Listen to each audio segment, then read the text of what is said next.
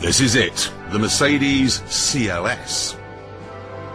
At the front, it certainly looks like a normal Mercedes, same grille, same headlamps. But from there backwards, it goes berserk.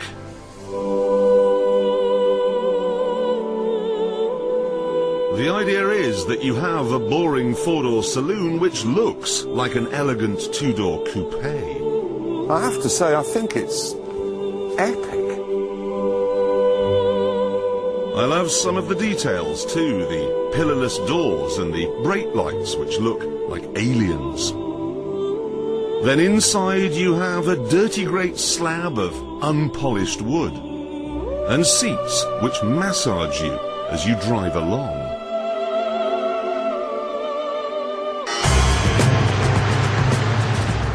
Of course, you're probably thinking that with such a smooth coupe shape, the back seats would only be suitable for Anne Boleyn.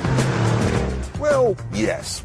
There are only 2 seats rather than the more usual 3, but there is enough space for people with heads. I mean, you'd be fine back here for a short trip to the golf club. And you would be going to the golf club, actually, because the satellite navigation screen only lists petrol stations and golf courses. Everything the modern Mercedes driver needs. Thing is, though, if I had one of these cars, I certainly wouldn't waste my life playing golf. You see, this may have a big, very heavy body, and it may have the foundations from a humdrum saloon, but, watch this.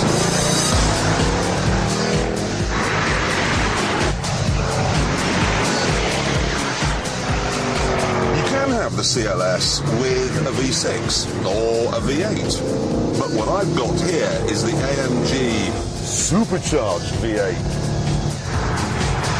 That's 5.5 litres and, as near as makes no difference, 500 brake horsepower, and that means 0 to 60 in 4.5 seconds. There's so much torque that when you put your foot down, you can actually hear it growling. I'm so angry about being an engine. I wanted to be an eagle or a lion.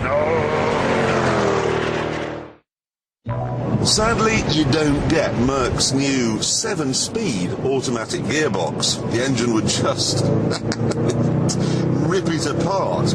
But you do get the same brake technology that you find on the SLR supercar. So, when you hit the pedal,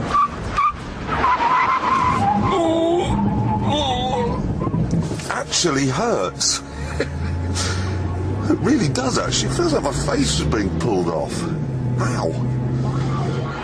On top of this, the CLS is set up to be 40% stiffer and sportier than the normal E-Class. So, let's disengage the traction control and engage the Airmatic DC Sports 2 setting on the suspension and see what's what. Whoa. So controllable. It's unbelievable. Big slide. On those brakes, turn in, feel the back start to go, some exit lock on. That's amazing! I was expecting it to be a big, wallowy suet pudding of a thing. Oh yes! Oh yes! This is a fabulous handling thing. The only trouble is, traction control turned off, the brakes are still being used to try and stop these slides, and well, you can see the effect that has. Look, it says here they've overheated. It's telling me to drive carefully.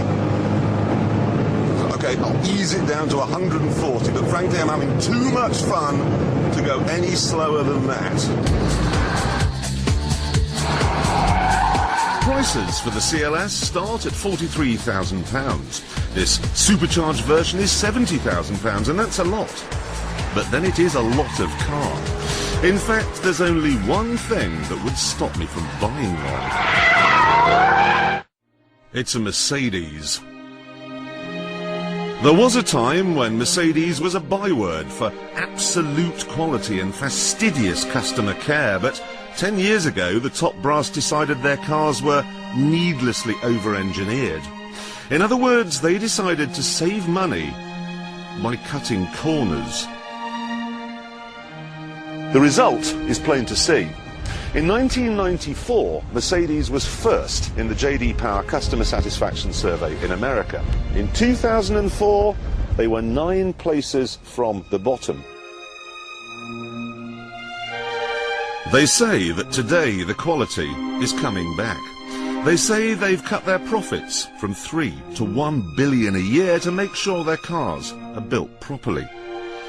But they say lots of things.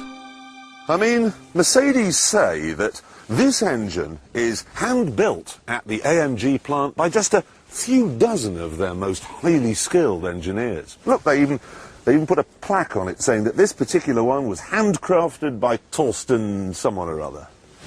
Thing is, though, I happen to know that AMG make 18,000 of these engines every year. That's 100 a shift. By hand. I really hope my worries about quality are unfounded, because I love this car, this thug in a silk dressing gown. And I just hope it's as well made as they say it is.